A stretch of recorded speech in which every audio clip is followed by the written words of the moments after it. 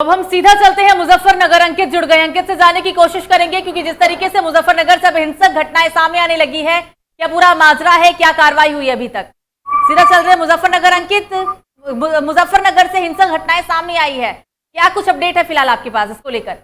जी जी सुरभि जी, मैं बता दूं, जो विधायक उमेश मलिक जो बुढ़ाना से विधायक है भाजपा के, वो वोट को गबन करने को लेकर जो पोलिंग बूथ है उसके अंदर गए थे, जिसको लेकर जो विपक्षी पार्टी है उन्होंने हंगामा कर दिया।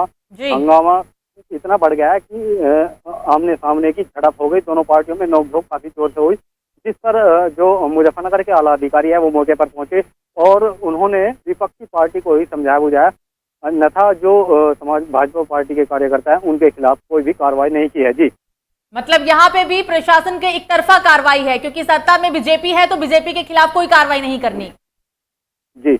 इस हंगामे में जो यहाँ के जो बालियान खाप है, जो भाजपा के राष्ट्रीय अध्यक्ष हैं नरेश टिकैत, और जो समाजवादी पार्टी के जिला अध्यक्ष प्रमोद त्यागी और अपने कार्यकर्ताओं के साथ वहाँ पर मौके पर मौजूद है, जिसमें वोट डालने को लेकर वहाँ जनता का अगर रुझान की बात करें तो जनता का जो पक्ष है वो समाजवादी पार्टी की तरफ है, क्योंकि उन्होंने ही हंगामा करते हुए जो बुढ़ाना से जो विधायक है भाजपा के उमेश मलिक, उनको बाहर निकाला। जी, तो ये जो पहले घटना हुई, आपने कहा कि दोनों ही पार्टी के कार्यकर्ता थे, तो पहले जो पहल किसकी तरफ से की गई थी, समाजवादी पार्टी की तरफ से या फिर बीजेपी पार्टी की तरफ से? जी, बीजेपी पार्टी की तरफ से।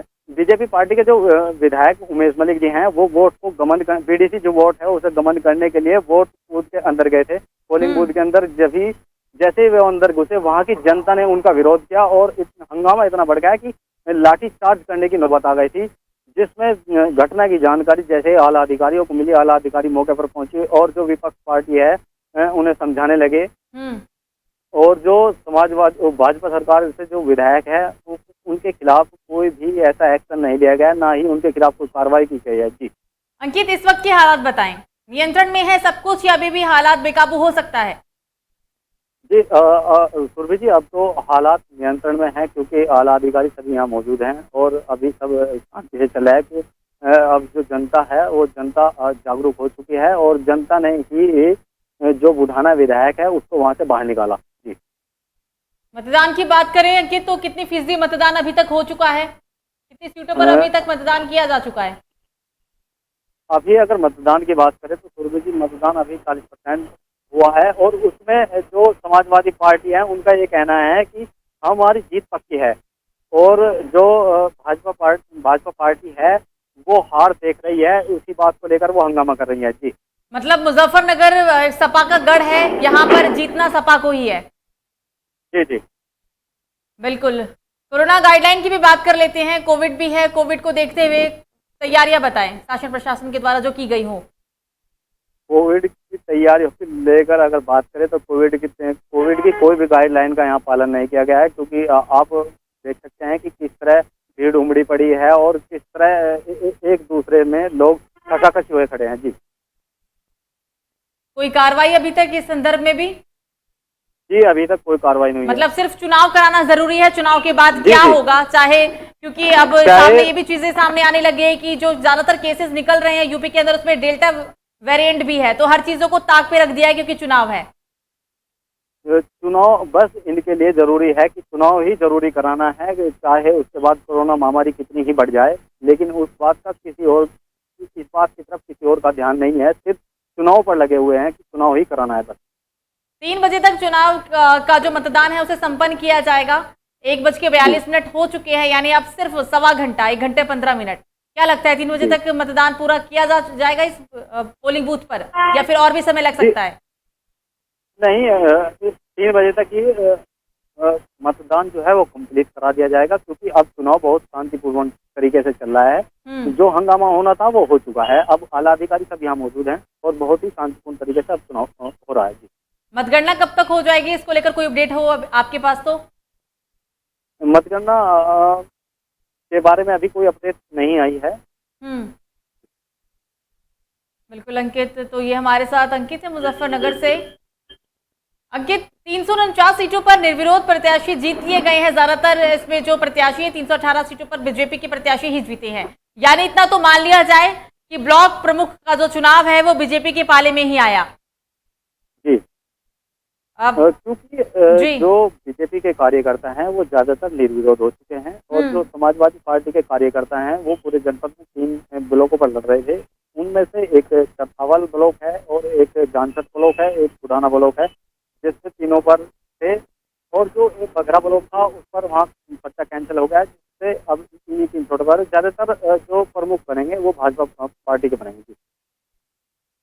अंकित, ब्लॉक प्रमुख चुनाव सेमीफाइनल माना जाता है यूपी में होने वाले विधानसभा चुनाव से। इसे रिलेट करके भी देख रहे हैं कि जो 2022 में विधानसभा चुनाव होना है वो उसका एक तरह से सेमीफाइनल है। सेमीफाइनल तो बीजेपी ने लगभग जीत ही ली है, क्योंकि जिस तरीके से 40% मतदान हुआ और वो 40% पूरा पक्ष बीजेपी की पाली में ही आया, यानी कि विधानसभा चुनाव में भी कुछ ऐसा ही होगा, ऐसा कह सकते हैं?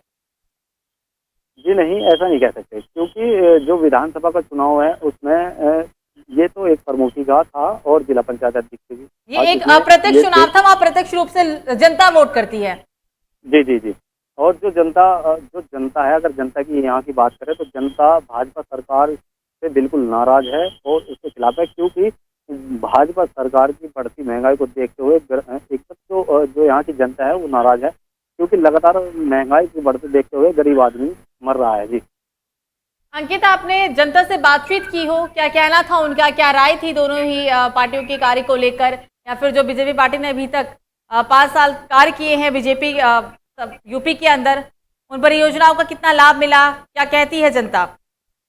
जी, जनता से जब इस बारे में बात की गई तो जनता ने कहा कि जो बीजेपी सरकार ने जो वादे किए थे उनमें से एक भी वादा अभी तक पूरा नहीं किया है और न ही जो सुविधाएं मिलनी थी ऐसी कोई सुविधाएं नहीं दी है। और अगर यहाँ के जनप्रतिनिधियों की बात करें तो जनप्रतिनिधि यहाँ आकर भी नहीं देखते कि क्या हो रहा है क्या नहीं, बस वोट मांगने के लिए आते हैं, उसके बाद कोई नहीं आता। अभी सिर्फ कुछ समय ही बच चुका है मतदान समाप्त होने में, तो अभी भी जो जितनी संख्या में पुलिस सुबह मुस्तैद थी, अभी भी उतनी ही संख्या या फिर संख्या घटी है? संख्या क्योंकि तो ही बनी हुई है, क्योंकि ऐसा लगता है पुलिस प्रशासन को कि दोबारा भी ऐसा कुछ हो सकता है, जिसको लेकर पुलिस प्रशासन अलर्ट है। बिल्कुल अंकित, तमाम जानकारी के लिए, बातचीत के लिए आपका शुक्रिया। अंकित थे मुजफ्फरनगर से। हमने जानने की कोशिश की मुजफ्फरनगर में क्या हालात है, क्योंकि मुजफ्फरनगर से अब हिंसक खबरें भी सामने आने लगी है। मुजफ्फरनगर में जैसा कि अभी हमारे संवाददाता ने बताया कि सपा के कार्यकर्ता और बीजेपी के कार्यकर्ता आपस में भिड़ गए, जमकर नारेबाजी भी की गई। जिले के बुढ़ाना ब्लॉक में वोटिंग केंद्र पर जाने को लेकर दोनों पक्षों में ये विवाद हुआ था, जिसके बाद सत्ताधारी व विपक्ष आमने सामने खड़े होकर नारेबाजी करने लगे थे। यूपी के हमीरपुर का भी कुछ ऐसा ही हाल रहा। हमीरपुर जिले से भी हंगामे की खबर सामने आए। अमरोहा में भी सपा और बीजेपी समर्थकों के बीच ये झड़प हुई है। तो प्रदेश में ब्लॉक प्रमुख के 476 पदों के लिए आज मतदान किया जा रहा है। मतदान सुबह 11 बजे से लेकर दोपहर के 3 बजे तक होगा। बस मतदान समाप्ति होने वाला है, क्योंकि 1:40 हो चुकी है, यानी कि 1.25 घंटे का मतदान अभी और बचा है। मतदान के बाद मतगणना भी आज ही की जाएगी।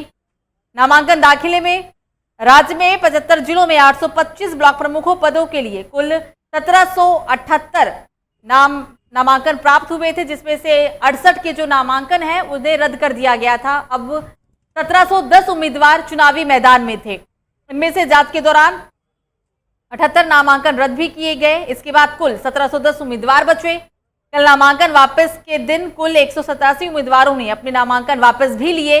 प्रदेश में 825 ब्लॉक में क्षेत्र पंचायत सदस्य के कुल 75,852 पद हैं।